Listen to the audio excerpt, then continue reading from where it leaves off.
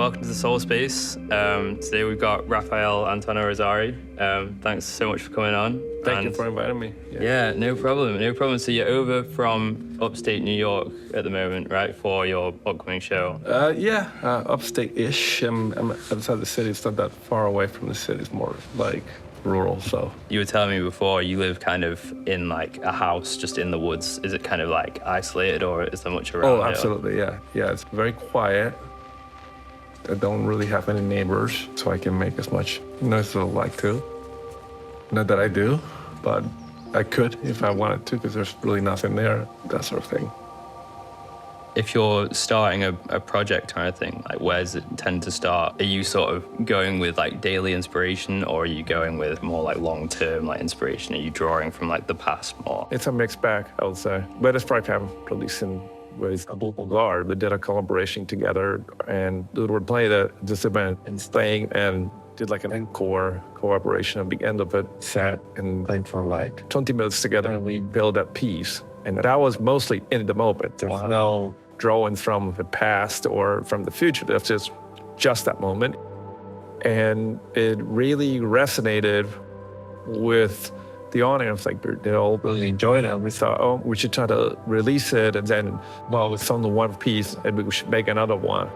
They went back to Rome, and I went back to New York, and we started to talk more online. And he had a piece that he had written. This piece he never released it. It was from an album of his. It just happened that it's sure a very familiar chord progression to the kind of chord progressions that all use. And I was like, oh, this could be really interesting, something to work on and add something of mine. And we started from there. But the initial concept of it, the catalyst for it, was pretty much in the moment.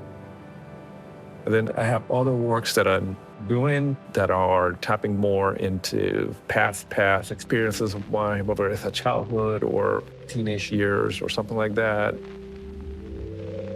When you're picking through childhood memories, is it like specific memories, like specific, almost like stories that you remember? Sometimes, yeah. With previous music, I use almost like as a way to cope with childhood traumas or teenage traumas or whatever, and I didn't really have any other way to deal with it, and then I put a lot of that into the work that I was doing. And a lot of it's very emotions-driven versus like cerebral,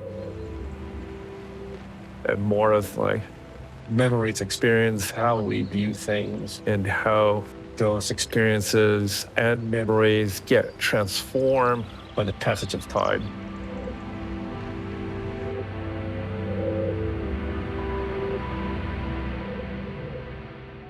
I saw you say in an interview as well that you weren't sure whether you could call yourself a musician. I think it would be insulting to actual musicians for myself to put myself out there. I think I developed a way of playing that's adapted to my own limitations, and thus a lot of the compositions that I would write are utilizing that limitation as a parameter to perhaps not play as many notes, or perhaps like not, have a certain defined way of doing things. If you think about the way I play some instruments, like sometimes I'll play my guitar with a cello bow, for example.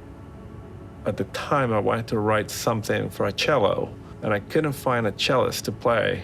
And I thought, I really want to have a cello kind of sound for this song. So why don't I just try bowing on the guitar and like trying to get a tone that's similar. So I'd start to develop my own way of how to hold it and how to apply the pressure that I needed to make the string resonate enough so I can play the long sustained tones that I wanted to play that I couldn't do it in a more traditional way.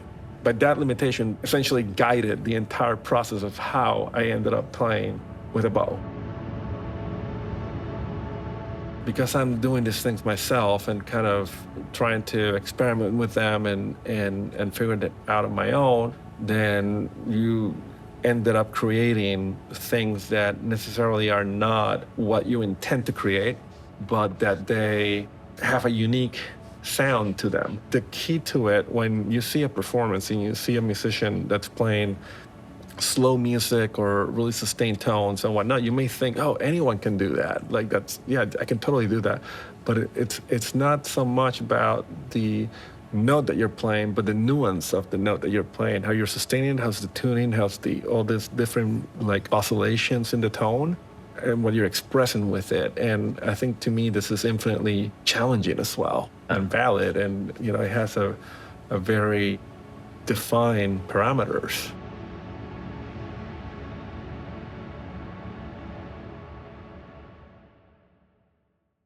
From your perspective, when you're listening to music, how much do you listen to the skill level versus just like the way like that it makes you feel or something, I mean, to me, the aesthetic and the feeling is infinitely more important than technical prowess. I mean, I appreciate like the technical prowess of things. When you think of like prog rock and things like that, yeah, I can appreciate that. At the same time, I think just because you're extremely good at playing an instrument, it doesn't make it that you're making great art. But I reckon for me personally, when I listen to music, it's more about what it's making me feel. And a lot of times I feel nowadays with music, the way that's being produced over the last 20-something years, a lot have been lost because of the involvement of computers. And of course, we all use them and we all work with Pro Tools and we all work with all these tools and we use them. At the same time, it makes me question, does every beat needs to be perfectly quantized to a click track? Does every note needs to be perfectly in tune when a singer is singing? Where's the human component of it? I think part of the beauty of music is that it reflects the human condition, and humans are not perfect. We're not machines. And those little variations of nuances in a performance are what really makes it really, really special. To me, this is all speaking to the emotional component of it. And of course, that changes constantly because your process is constantly evolving. Like if I were to think about how I made music like 15 years ago and make music today, it is night and day. It's a completely different thing, Back then, perhaps I was more audacious. Yeah, audacious is a good word, but also almost like a level of insanity in a way, where I will think that was actually good and think, oh yeah, this is great. In hindsight, when you look back and you look at your own work, you're always chasing. And always felt really funny when I've heard any musician or artist in general, it doesn't have to play the music, but any art in general, and someone felt that they thought they did something really great, that they personally thought, oh, this is like my masterpiece or something. It just feels like, eek, this is like, it's like someone enjoying the smell of their own farts or something, And to me, this is like, oh, no, no. I listened back to everything that I did. I'm like, oh my God, I can't even listen to it. This is horrible. I would perhaps be less harshly critical of my own work.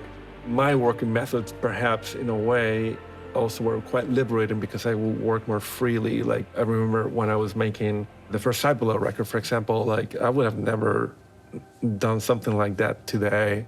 Just from experience, like when I did that record, I basically did a little setup, a very simple setup with like a drum machine and a few loop pedals into a little mixer and some effect units. And it was all set up for live.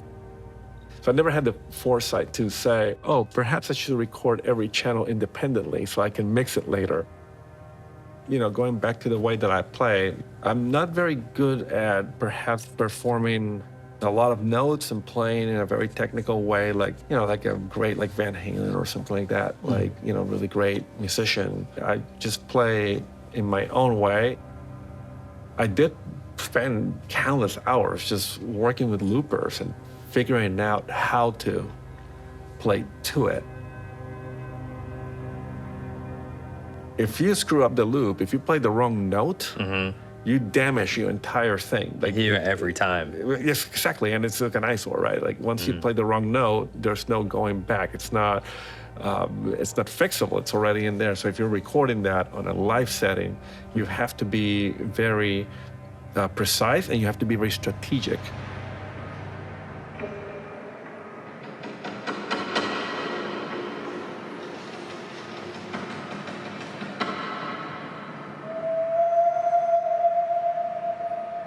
I sort of wanted to focus a bit about like geography, like because I know your sort of locations and spaces are quite important to like your musical process, and I wanted just to ask you about like the difference between Seattle, like the kind of countryside or like the nature out there and the flora and fauna compared to like New York where you are now. Do you feel like there's any parallels between the two in terms of, say you go into making some music kind of based on the scenery? New York City, it's really gritty and it's pretty dirty and rough. People are brash and in your face, and everyone's in a rush to get somewhere. You know, people need to be in places, and you know, they got places to go. They can't wait around for you. Yeah, you know, and I'm walking here. Yeah, exactly. And the Seattle lifestyle was a little bit more laid back, more that West Coast kind of chill aspect to it.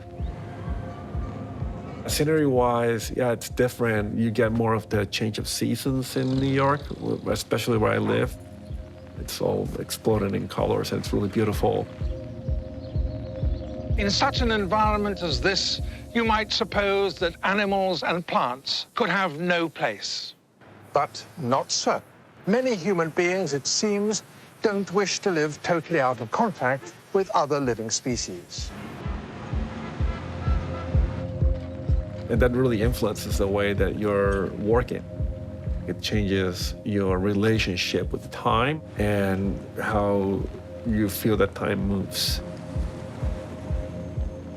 Aside from the landscape itself, it's also the cultures as well that you appreciate, and you make a connection and you get inspiration from it. I think the more you spend time traveling and interacting with the people and their cultures, you start to feel that there are more similarities than there are differences.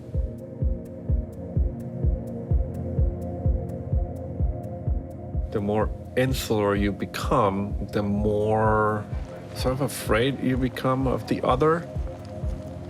Of course, not everyone can do that, and not everyone's allowed to do that, but in a perfect world, it would be so wonderful if everyone could interact with each other and like see how connected we are.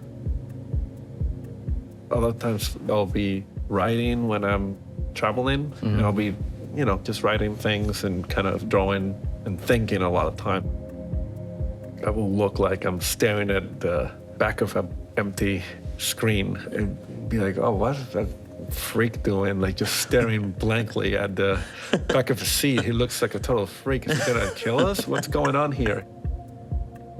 I'm just thinking of all those things, and it was like journaling in a way, but not really journaling, but just thinking. Do you feel like you've got the capacity for an infinite amount of inspiration, like from the world in your music? Do you feel like you'll be making music like forever until you can't anymore? For any artist, if the moment that you lose the curiosity, then you should just stop altogether.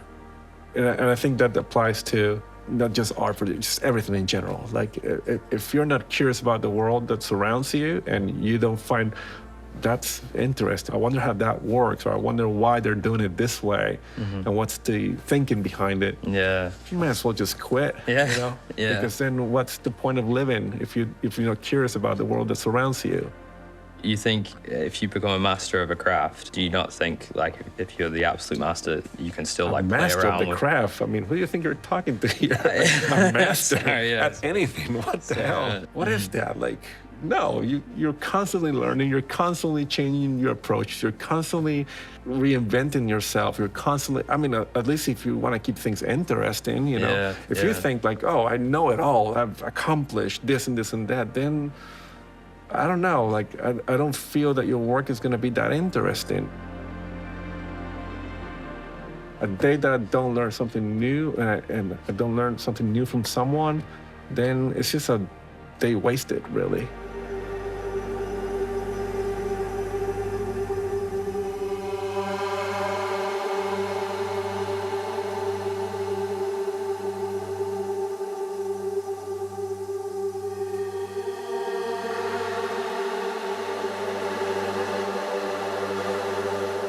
Final question, just because this is the soul space network, we always ask, what is your soul space? Where do you feel like you're most spiritually in touch with yourself?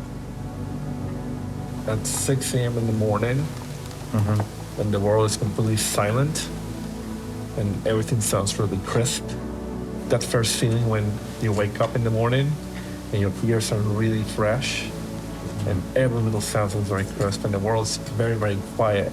Like there's not a lot of action going on in terms of like, if you wake up in a city and what it sounds like at 6 a.m. in the morning versus what it sounds like at 8 a.m. in the morning or 9 a.m. in the morning, it's very different things. So I would say, yeah,